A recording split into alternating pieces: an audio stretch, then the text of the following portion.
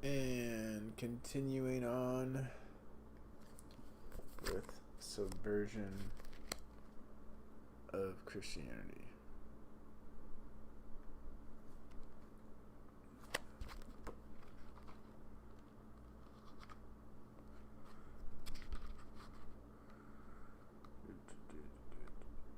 We didn't finish the first chapter.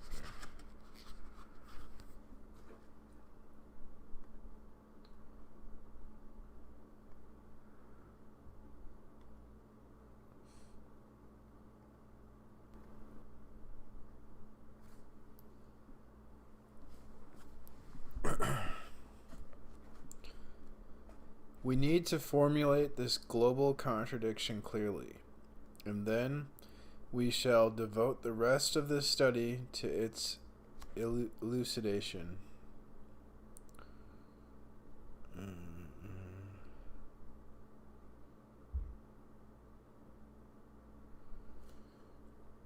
X is okay. So X is like the definition of Christianity. That's the real Christianity and not the ideology of Christianity. The real Christianity being, I forget.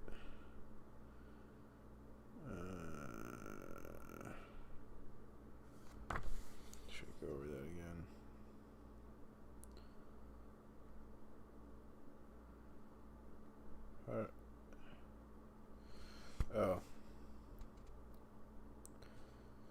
So X means first the revelation and work of God accomplished in Jesus.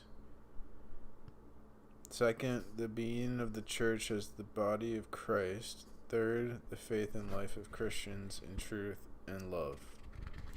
So that's what he means by X, which is the actual Christianity opposed from the Christianity as an ideology.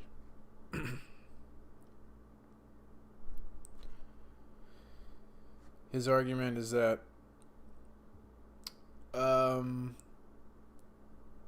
thoughts are living and they're not meant to be doctrine or dogma. And when you take the living thought, it becomes a doctrine and dogma, and make it into a doctrine or dogma, it kind of perverts it, subverts it, changes it. So he compares it to, for example, this is what happened with Karl Marx and his ideas. They were taken by people like Lenin and Stalin, who changed them.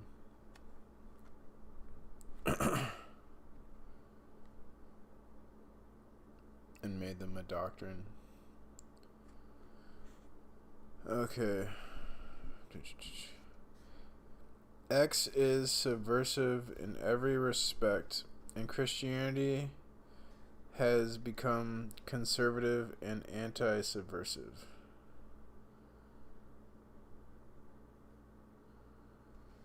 X is subversive relative to every kind of power. Okay, so true Christianity is subversive to all authority. Jesus consistently in the gospel would mock authority. He wouldn't even really answer Pilate hardly. Like he just treated people in power as if they're insignificant.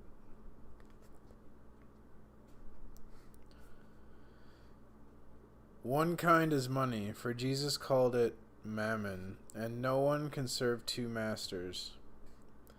There is a radical incompatibility between money and Christ. Awesome. I've argued that money is basically a tool for slavery. I think money is evil. Christians altered it. Like, isn't the Bible say money is the root of evil? And they say, no, it's the love of money is the root of evil. It's like, nah, man. Money is the slave system. Duh. So, it's weird that these things seem obvious to me, but people are in this total delusion or something. They can't see what's obvious. Like, it's like breathing oxygen.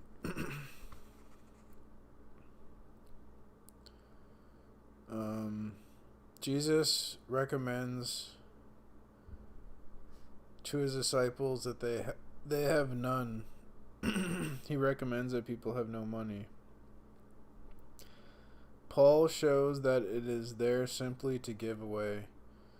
James argues that the money heaped up by the wealthy inevitably results from theft that victimizes the worker.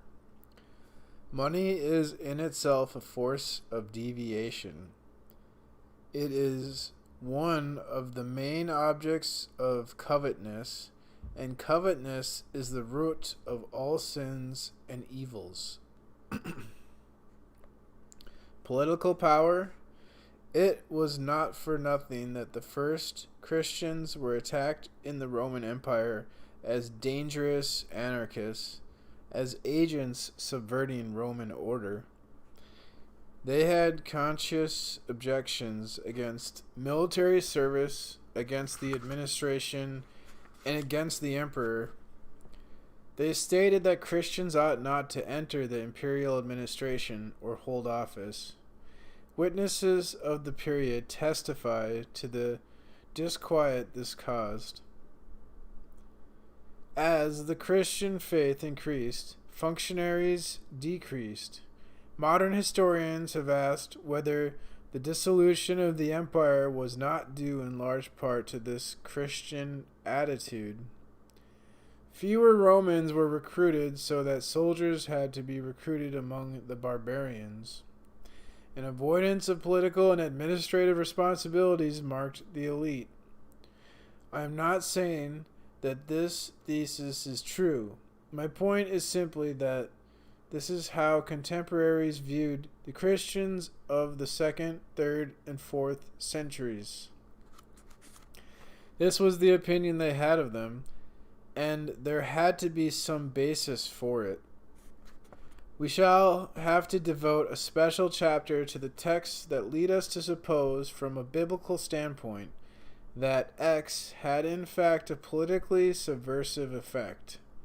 But, to avoid confusion, we must say that we are not dealing with a program of political replacement, with a desire to change political institutions or personnel, with a preference for democracy rather than dictatorship, with an attempt at social transformation. And then here it says, it's talking about early Christians are accused of failing to abolish slavery. The attitude in question was the more radical one, of a rejection of all such things, a questioning not just of one power, but of all power, a desired transparency in human dealings that manifests itself in bonds, including those of family, in relationships, including social, of a completely new kind. What if we understood, like, okay, there has to be these tyrants, they have to exist at to some extent for society to exist, but we had this attitude that we were aware that power corrupts people, so people could be more on guard or defensive against tyrants who try to manipulate us into slavery and manipulate us to take what we have, covet what we have.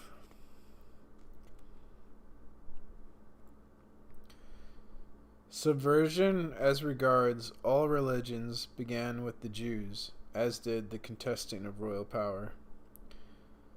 The religious phenomena is contrary to the revelation of God to Abraham and Moses, to the presence of Jesus among us. Here again we must refer to the judgment of the contemporaries of the first Christians. The Greeks and Romans regarded them as atheists and irreligious people. They did so not merely in relation to the emperor cult, which was both a political and a religious matter, but in relation to all cults. When the emperor, seeing what he viewed as a new religion growing in the empire, magnanimously offered to put Christus in the pantheon among other gods, These strange people refused. They were not at all liberal. This provoked the emperor's rage. It was not simply a matter of putting Christ among the gods, or even of causing a superior religion to prevail over inferior pagan religions. It was a matter of destroying the religions of an infantile religious spirit. In this regard, there is complete continuity between Judaism and what was then taught by Jesus and Paul. Destruction even in morality, as the permanent action of God is human, liberty, true liberty, and not just an autonomous human will, a search for independence and incoherence. It is impossible to support current moral orders. The philosophical naturalist or sociological principles of a morality that establishes good and evil. From the beginning of Genesis, we learn a stupefying fact, whose implications have seldom been grasped. What Adam and Eve acquire when they take the fruit is the knowledge of good and evil, that is, knowledge in the sense of the ability to state, as God does, that this is good and that this is bad. There is no good and evil above God that even God is bound to apply. There is no transcendent good and evil, as we constantly think when we judge that the Old Testament God is wrong when, for example, he orders Abraham to sacrifice his son. To be like God is to be able to declare that this is good and that this is bad. This is what Adam and Eve acquired, and this was the cause of the break, for there is absolutely nothing to guarantee that our declaration will correspond to God's. Thus, to establish morality is necessarily to do wrong. This does not mean that a mere suppression of morality, current banal, social, etc., will restore the good. I gotta turn off AC. I forgot to turn that off.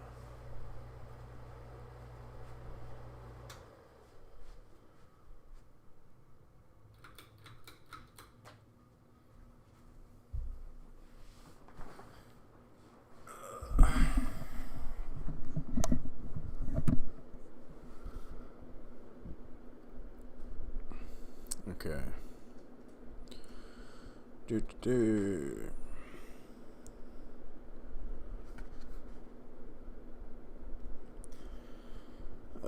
Okay.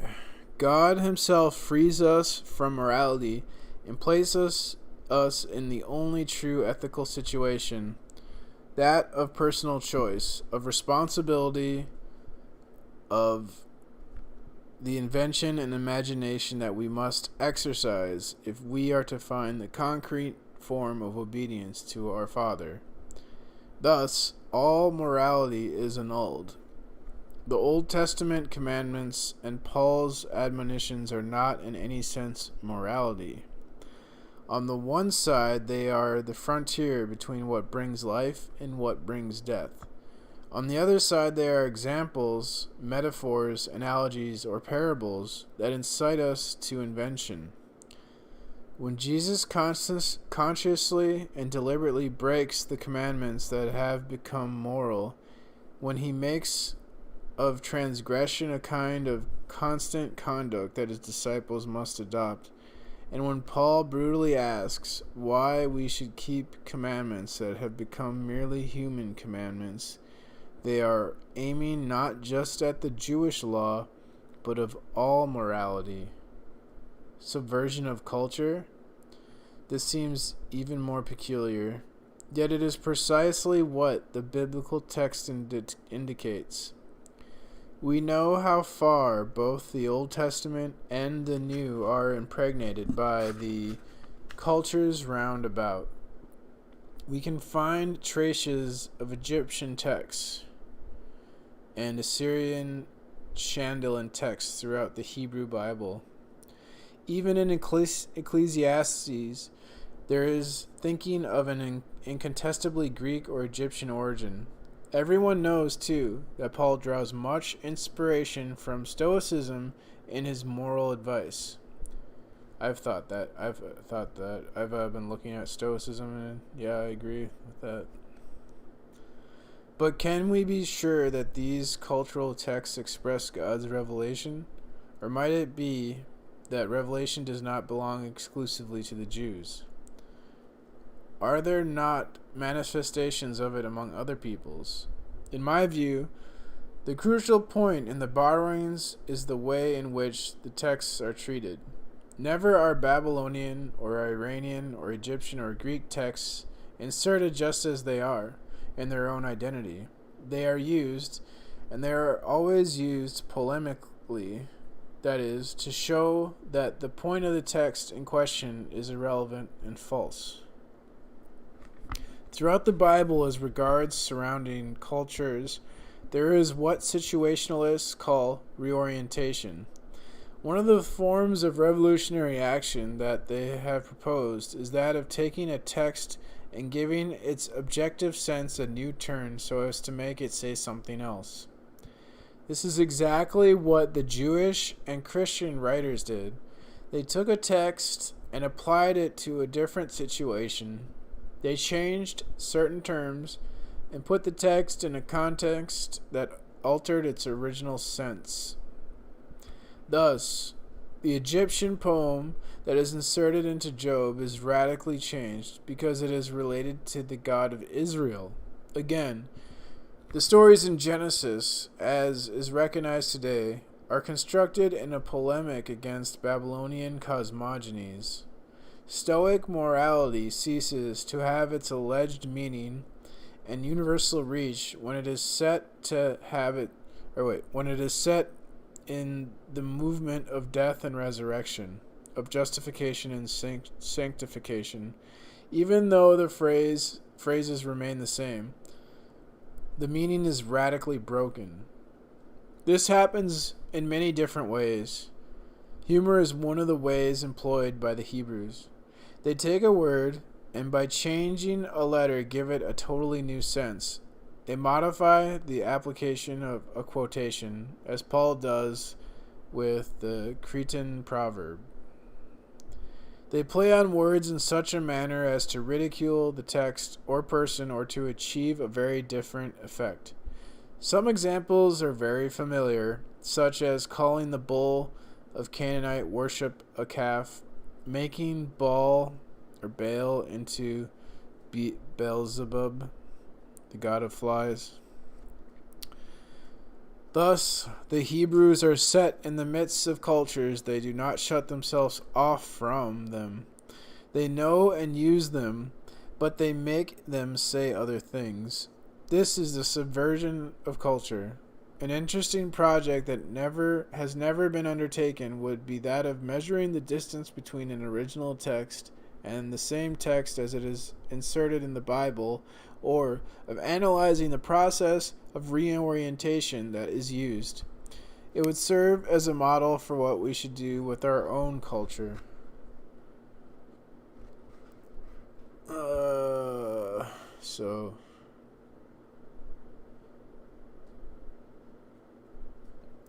To look at how ancient cultures subverted culture, to know how our culture is being subverted.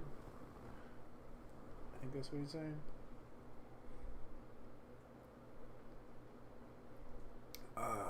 Got my green tea. Got my green tea and lemon slice.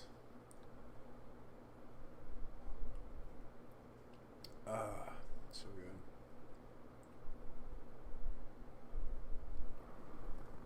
I should make lemon bars. That's what I should do today.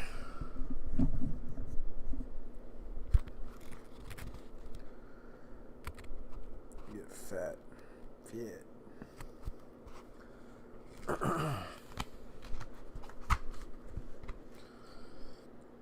We may be satisfied with these examples of the subversion by X of all that constitutes the political, economic, and cultural world. We shall have to look at the details in each case later. We shall have to look at the details in each case later. But what has been the result? A Christianity that is itself a religion. The best, it might be said, the peak of religious history. The bothersome thing is that Islam comes after it. A religion classed as monotheistic. A religion marked by all the traits of religion, myths, legend, rites, holy things, beliefs, clergy, etc. A Christianity that has fashioned a morality, and what a morality! The most strict, the most moralistic, the most debilitating, the one that most reduces adherence to infants and renders them irresponsible, or, if I were to be malicious, I should say, that one that makes them happy imbeciles who are sure that their salvation, if they obey this morality, a morality that consists of chastity, absolute obedience, which in unheard of fashions ends up as the supreme value in Christianity, sacrifice, etc. A Christianity that has become totally conservative in every domain, political, economic, social, which nothing can budge or change. Political power that is good, whatever challenges or criticizes it, that is evil. The footnote says, one might give many examples of these contradictions. Thus, Kierkegaard justly underlines the remarkable practice which has persisted in the West for 1,500 years of administering oaths in court on the Bible and the Holy Gospels when these expressively forbid the taking of oaths. That is an amazing point that I never thought of. Wow. I never hear atheists bring that up. You're slacking, atheists. Slacking on your macking. That's amazing.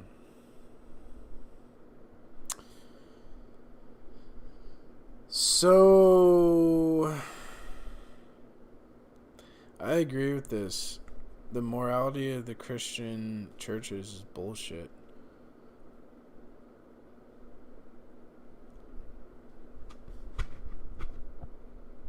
It's like, yeah.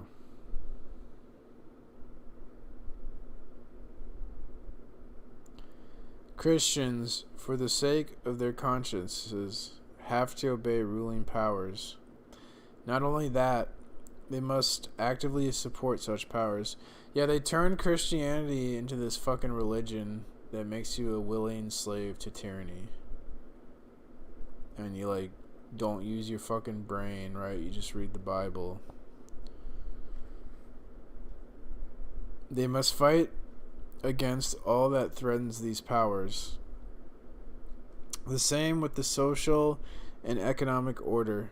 God has willed the hierarchy. The poor are poor by God's will. The rich are rich for the same reason. To question this is to go against God's will. Christianity has become constant force of anti-subversion. So yeah, listen to that. The poor are poor by God's will. The rich are rich by the same reason. What do we have now, though, right? Now we have evolution, right? So evolution is the same philosophy. Now we see it in science where the rich are rich because they're evolved. They're more evolved.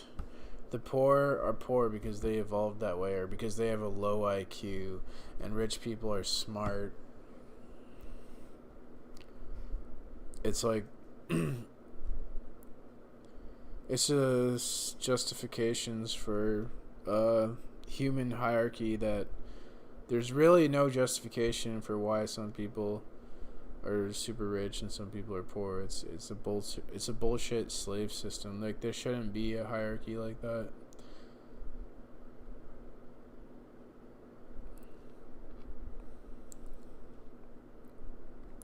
Christianity has become a constant force of anti-subversion. It has been put in the service of the state, for example, by Louis or Napoleon. Louis the what? 14 or Napoleon.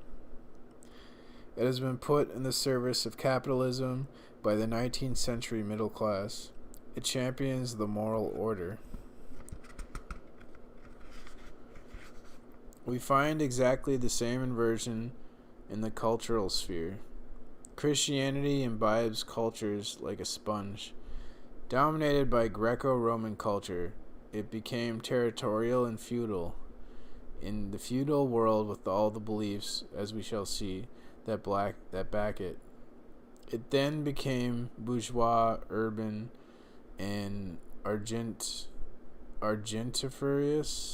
I should look that word up. Fuck. Word of the day. Argentiferous. Argentiferous.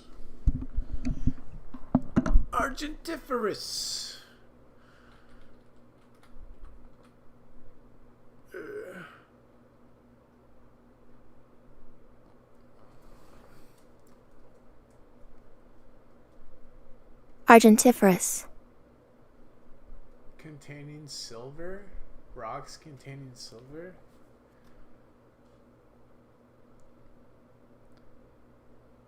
That can't be the right meaning.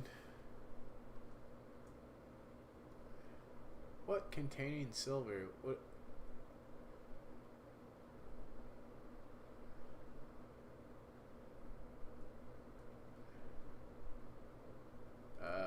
That's weird. I don't know.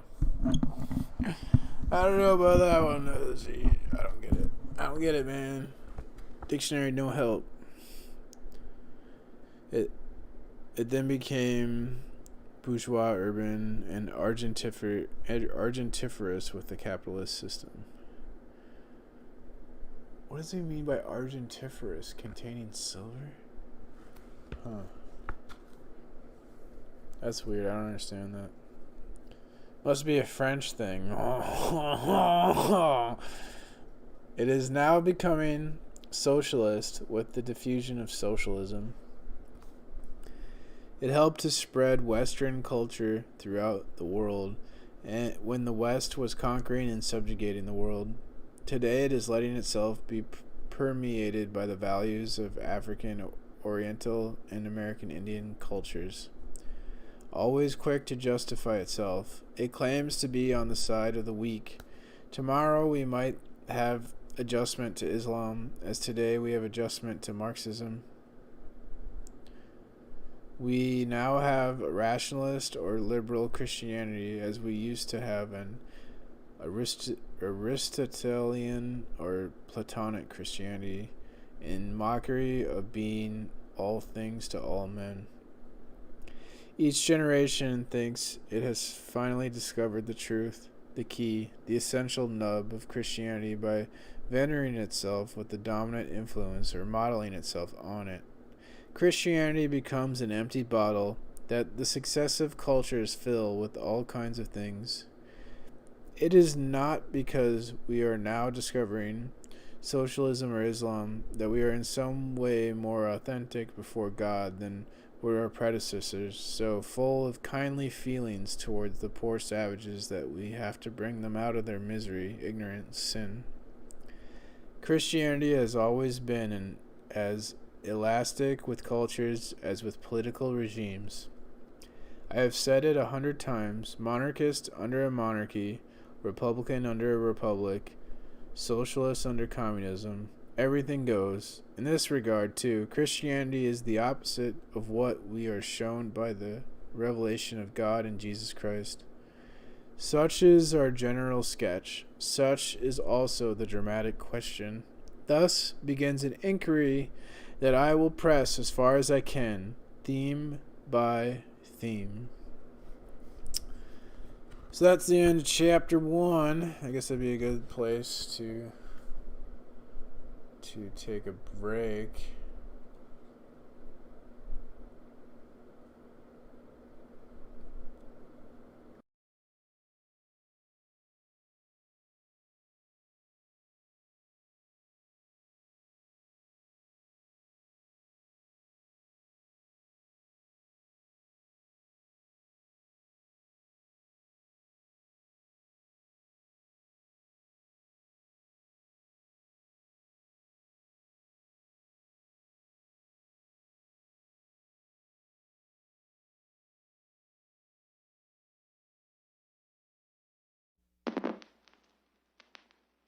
Hey, kids. Hey, Dad.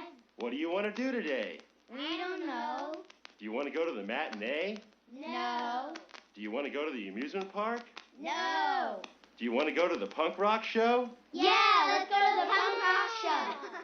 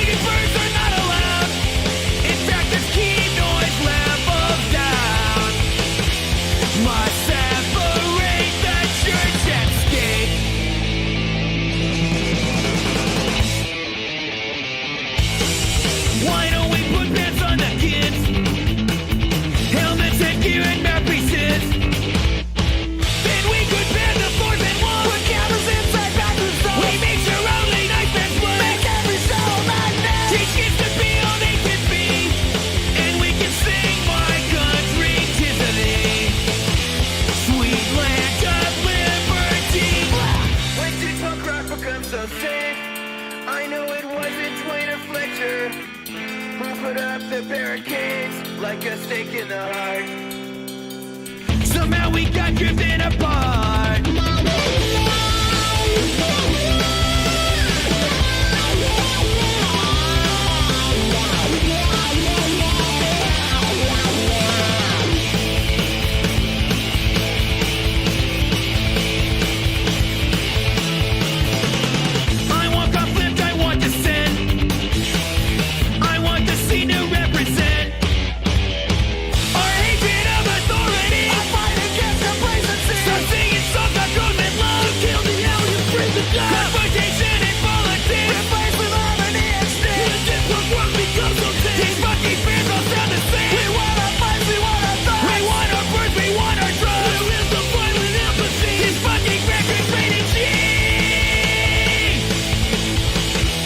When did punk rock